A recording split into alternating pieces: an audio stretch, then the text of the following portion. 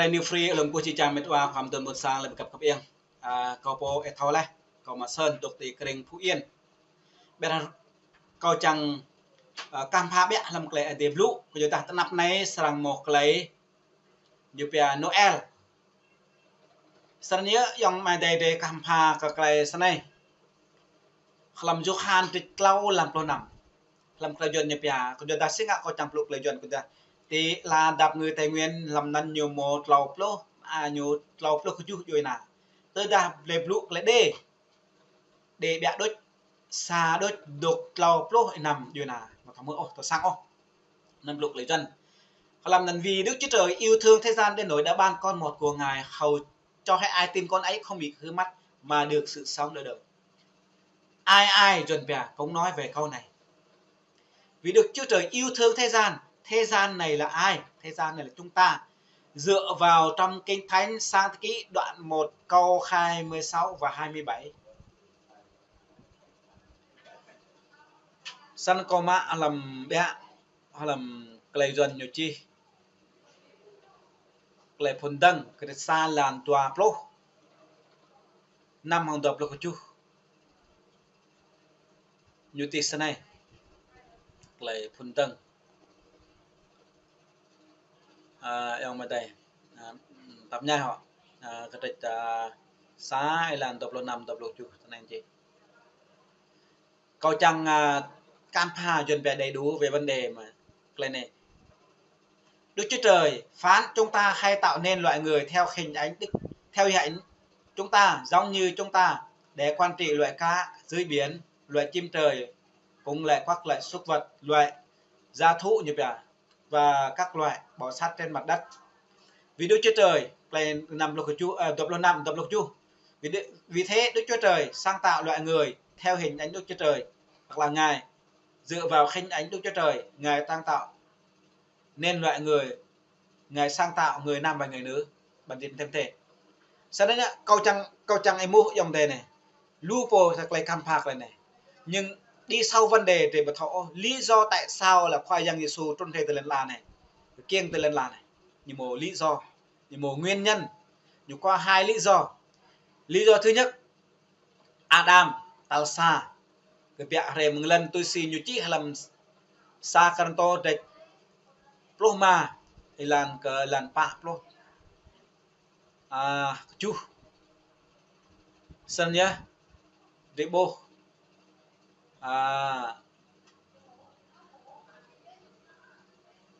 để bô klenan để bô Sydney sân còn mà mão Chúa Giáng sinh mà ta là món quà vô giá có thay đổi cách chia sẻ món Chúa Giêsu là một vị cứu tinh cho nhân loại bởi vì câu dựa làm Kinh Thánh Thi-mô-thê nhì đoạn 1 câu 10 như chi này ơn phước ấy ngày nay được bày tỏ nơi Chúa cứu thế Giêsu đấng cứu tinh của chúng ta tùm nhân đức lại có dựa vào Roma đoạn 5 câu 6 đáng khi chúng ta hoàn toàn tuyệt vọng Chúa cứu thế đã đến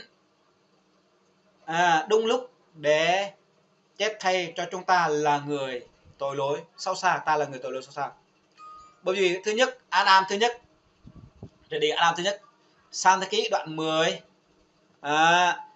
Adam thứ nhất Sang Thế Ký đoạn 2 câu 15 sau này còn mạng mừng này lâu như chị sau này Giê-hô-va Đức Chúa Trời đem con người vào trong vườn Eden sau khi nhiều tạo nên con người đem vườn trong Eden canh tác và giữ vườn. Câu 16 Giê-hô-va Đức Chúa Trời truyền phán với con người rằng con người tự do ăn hoa quả các cây trong vườn nhưng về cây của cây biết điều thiện và điều ác không nên ăn. Sang Thế Ký đoạn 3 câu 1 câu 4 trong các loại vật Đức Chúa Trời hàng hữu tạo nên là loại sao quyệt hơn là con rắn. Người nữ đáp tức là con rắn lại sinh lên con rắn này. Nói về người nữ có thật Đức Chúa Trời cấm anh chị em ăn bất cứ trái cây nào trong vườn chăng hay là không? Người nữ đáp chúng tôi được ăn các thứ cây trong vườn. Câu 3 vì mỗi cây trong vườn cây trong giữa vườn là không được ăn. Đức Chúa Trời phán dặn các con không được chạm đến cây ấy, nếu trái lệnh các con sẽ chết. Con rắn nói với người nữ câu 4, chẳng tức là không chết đâu. Sang Thế Ký đoạn 3 câu 16, khi người nữ thấy trái cây đó bộ ăn ngon và đẹp mắt quý, vì làm cho mình khôn ngoan, thì hãy ăn rồi cho chồng nàng đứng bên cạnh. Sang Thế Ký đoạn 3 câu 5, vì Đức Chúa Trời biết rằng một ngày nào đó, tức là ai thì thâu Clemente để mua sắp nhổ Sararete bằng mà. Gia Cơ đoạn 1 câu 4 câu 15. Nên trong một ai thì nào nên sẽ yêu nào đầm như là Adam Eva sẽ như là nên sẽ lên bằng như là Eva dòm nề với nên sau đó làm Gia Cơ đoạn 1 câu 14. Nhưng mọi người bị cám dỗ bởi chính dục vọng của chính dục vọng mình, lôi cuốn và khuyên dụ, rồi khi dục vọng đã cưu mang thì sinh ra tội lỗi trưởng thành sinh ra sự chết. Sân bộ cái này sẽ xì bộ cái này nước lại sò. Như chi làm sang cái đoạn 3 câu 23, vì thế Đức Chúa Trời khàng hữu đuổi họ khỏi vườn Eden. Sang cái đoạn 3 câu 23 bản dịch khác, về Đức Chúa Trời đuổi loài người ra khỏi vườn Eden. Câu 24, khi đuổi hai người ra Đức Chúa Trời hàng hữu đặt thiên sứ đặt thiên thần cầm gươm trôi lòa tại phía đông. Sau nên chú rôm thịt lâu làm lâu chi chăm được sạch tên một là ăn ô rôm thịt ma làm lâu toa như là khi Adam phạm tội tội lỗi đã xâm nhập thế gian, đem theo sự chết do mọi người đều phải chết vì mọi người đều đã phạm tội.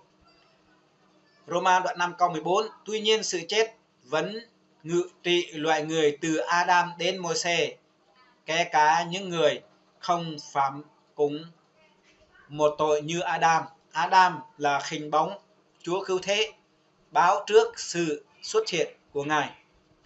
Trong Roma đoạn 5 câu 15, nhưng có sự khác biệt lớn giữa tội lỗi của Adam và ân sủng của Đức Chúa Trời. Vì một Adam phạm tội mà bao nhiêu người phải chết, nhưng một người là Chúa cứu thế đem lại sự tha tội cho vô số người do ân sủng của Đức Chúa Trời. Sân bộ tal sa, đó là tal sa tal toa, Adam thứ, tức là Adam thứ nhì. Cô-rinh-tô đoạn 5 câu 47, như chỉ nên Adam thứ nhất ra từ cát bụi và thuộc về cát bụi, tức là đất. Còn Chúa cứu thế đấng thứ hai đến từ trời. Câu 45 này, 47 45 như này, Thanh Kinh chép người thứ nhất là Adam có sự sống, nhưng Adam sau cùng, tức là Chúa cứu thế, thần linh ban sự sống. Cô-rinh-tô 15 câu 21, do một người mà có sự chết, cũng do một người mà có sự sống lại của người chết. Sau đó nhá, cái này nên có đầu đuôi, dần vẻ một đầu đuôi một con lon. Này câu sơ lược đốt câu vị là mất thời gian bây giờ là theo quy định là trong 10 phút. Nhưng đọc lại Johan đốt đệt lao là 5 đốt cái juda idea khắp tìm lên là này cái nông tal nhiều break nạp những sa cho tuần hay là này chẳng bề lên nạp cái đạo nạp nhiều nên chẳng một lại tiếp tục làm điều. Đây là lý do tại sao để toàn lý do phải có lý do. Adam thứ nhất vi phạm sau đó ai thì đối nhiều khỏi vườn Eden tế bồ tế bồ nè tôi xin nhiều chi hay là tế bồ lạ xích nè tôi sẽ có đặc sập lửa đó rồi ông tế bồ còn chúng ta Adam tal sa tôi xin nhiều chi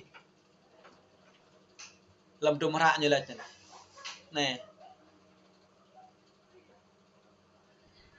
làm sang thế ký kịch lúc mà làm lúc du Giê-hô-va Đức Chúa Trời đem con người vào trong vườn Eden để canh tác giữ vườn, tức là rào quyền lên. Thứ hai, Giê-hô-va Đức Chúa Trời truyền phán với người rằng con người được tự do ăn hoa quả các cây trong vườn. Bây giờ sang thế kỷ đoạn 3 câu 1 đến câu 4, trong các loại vật là con ra là sau cực nhất. Sang kỹ đoạn 3 câu 6. Khi người nữ thấy trái đây cái đó bộ ăn ngon nhiều vẻ bằng. Sang kỹ đoạn 3 câu 5. Như thuộc ra biết điều thiện và điều ác, nhưng mọi người bị cam dỗ thôi chụp vòng tôi chỉ là gia cơ như chi. Nhưng sang kỹ đoạn 3 câu 23 24. Vì thế Đức Chúa Trời hàng hữu đuổi họ khỏi vườn Eden vì phạm tội đuổi khỏi. Tương giao mà, sự tương giao có nghĩa là tương giao, có nghĩa là lúc mà biết tlam thì lúc 5-6 giờ ai thì Pirna thì vườn Eden lúc biết Adam Eva khoảng như 6-7 giờ ai thì Pirna thì vườn Eden lúc biết phong Adam Eva. Bây giờ mừng nhau mà mỡ sắp ai thì như bằng buộc mừng nên ai thì 100 lúc biết nhau đối nhau. Sẵn cái đề gà này thôn sa bơ tôi chụp mà mi prang được làm đây. Bây giờ mà mỡ đề gà này mỡ sắp mì lễ sắp prang là mỡ sắp của Cộng sản Việt Nam. Nên nhá, Cộng sản Việt Nam pre giao như biển giao đây cái Cộng sản Việt Nam thì những Cộng trăm thì ngã luôn nhiều tông bạc của toàn thôn sẽ si quân đội Israel một công cụ ai thế công cụ rằng như biển rằng sát sân ăn trong vấn đề